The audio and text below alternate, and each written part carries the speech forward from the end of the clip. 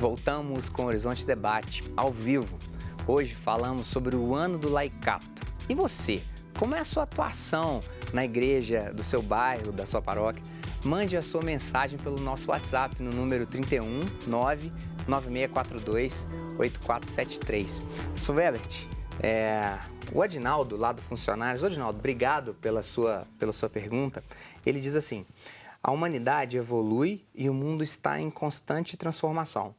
Essas mudanças provocam reflexão e mudanças na igreja. Qual a mudança que a sociedade do século XXI demanda hoje na igreja hierárquica em relação aos leigos e dos leigos em relação a essa igreja? Falar do laicato é uma necessidade, porque em algum momento a igreja foi muito sectária, a igreja foi muito, como diz o Adinaldo, muito hierárquica, Webert? Essa pergunta é muito boa, porque Sim. assim, eu acho que nós precisamos conversar sobre isso. Tem o documento 105 da CNBB, ele fala de dois perigos. Um é o clericalismo, né?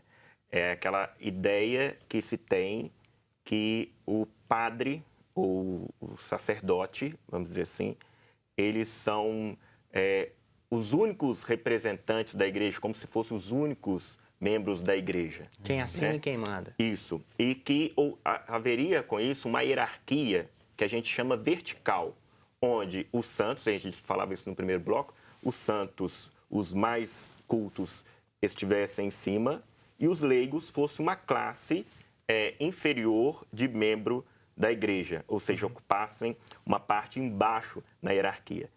Então, esse é um problema que a gente ainda vê presente. Isso está presente ainda em muitos padres, muitos sacerdotes, na hierarquia, bispos, mas também está presente nos leigos. Muitos leigos acreditam dessa forma, que a missão ou a vocação dele como leigo ou leiga é menor do que a vocação e a missão do padre. Como a gente disse, o documento e até mesmo o documento do Concílio Vaticano II falam de ministérios, de funções, são funções diferentes. Então, isso está muito presente. E há também o perigo de acreditar que essa hierarquia também ela não tenha valor. Sabe, assim, há uma consciência muitas vezes de que também que essa hierarquia ela pode ser desrespeitada, de certa forma, até uma mentalidade um pouco secularista. Professor Rodrigo. Eu diria até uma ideia bem anticlerical, né? Sim. Quer dizer, por isso que é um tema muito importante, mas ao mesmo tempo, quer dizer, a gente precisa ter bastante cuidado com isso, né? E o Elbert traz esse cuidado. Quer dizer, ao mesmo tempo que existe um perigo do clericalismo, né? Por outro lado, existe aquele leigo também, ou pessoas, né, que querem implodir, digamos, a hierarquia e acabar com o clero, e a igreja não precisa do clero, né, da hierarquia, enfim, que também tem sua perspectiva teológica lá, né, Claro. quer dizer, na perspectiva do sacerdócio, enfim, tudo isso. E é muito importante, quer dizer, se a gente pega o documento do Concílio Vaticano II, a Lumen Gentium, quer dizer, lá está falando, quer dizer, do povo de Deus, quer dizer, o capítulo, né, o que vem primeiro, quer dizer, citou até o texto, a construção do texto, a ordem, né? Quer dizer, o povo de Deus e trazendo essa questão do leigo está em primeiro lugar. É a base. Quer dizer, é a base de tudo, como a Aura trouxe, né? Então, é muito importante esse cuidado, porque senão a gente cai num anticlericalismo, né? Quer dizer, não, é o leigo, aí cai num anticlericalismo, ou a gente cai do outro lado. Não, é o clérigo e os leigos estão embaixo, enfim. Quer dizer, tem que ter uma ideia. Ou seja, celebrar o ano do laicato é a gente trazer para a conversa uma lógica de importância grande, porque sabemos do poder também que a igreja e os padres e o clero impõem historicamente à sociedade, em especial, quem sabe, o bairro mais simples, aquela cidadezinha mais simples, onde o padre é, de fato, quase uma autoridade junto com o prefeito e o delegado, né? Mas, ao mesmo tempo, de trazer as pessoas que agora nos assistem, lá em Ponte Nova, por exemplo, não só na região metropolitana de Belo Horizonte, ali em Porto Firme, em Piranga, que esse sujeito possa ser o sal da terra, aquela bela mensagem que está no lema do ano do laicato. Então, lá no Evangelho de o capítulo 5 de Mateus, quando ele diz assim, olha, vocês são sal da terra, O sal, que é garantia de permanência, de incorruptibilidade, de gosto, né? Sabor bom. Exatamente. Ao contrário de uma vida insossa, né? Exatamente. Do sujeito que se reserva a uma certa pequenez. Professora, olha, como motivar esse telespectador da TV Horizonte para isso? Olhe, eu acho o seguinte, todos nós temos uma relação com Deus e gostamos de ter essa relação com Deus e precisamos ter uma relação com Deus, né? Quanto é lindo quando nessa relação com Deus outros também fazem parte. Quem está do meu lado, quem pode me ajudar de alguma forma, ou eu que posso ajudar alguém de algum modo. Né? Eu acho que na comunidade cristã, isso é que é lindo. Todos estamos a serviço uns dos outros. Santo Agostinho dizia, pelo batismo, eu sou cristão com vocês. Pela ordenação, eu sou bispo para vocês. Isto é, mesmo ordenado, ele foi ordenado para servir aquela comunidade. Né? Então, é uma outra mentalidade, eu acho, né? Porque há aqueles que acham que têm direitos, que precisam, né? Não, eu tenho direito de ter o meu batismo, de ter a minha missa, de ter sei lá o quê, de ter um banco com meu nome na igreja, né? E não é por aí, não é por aí. Há os que se acham no direito de, não, eu sobrevivo sem os outros, sobrevivo sem padre, sem bispo, sem nada, e nós sabemos que também não é por aí, porque todos estamos ligados uns aos outros. Professora Aura, professor Rodrigo, professor Webert, eu tive a grande sorte linda de ter tido professores no meu destino acadêmico.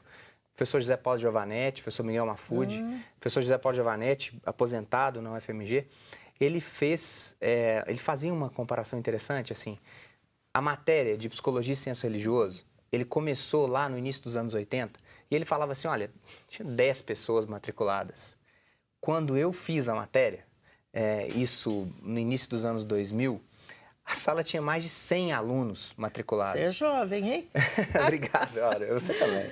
E aí, a importância de se pensar que mesmo dentro de um curso de psicologia da UFMG, as pessoas estavam buscando o entendimento desse senso religioso.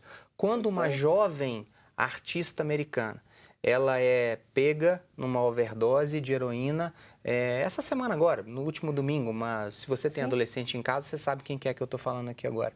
Nós remetemos a uma reflexão de sentido. O que é que está acontecendo, né? Exato. Está faltando sentido, está faltando praticidade para se encontrar sentido.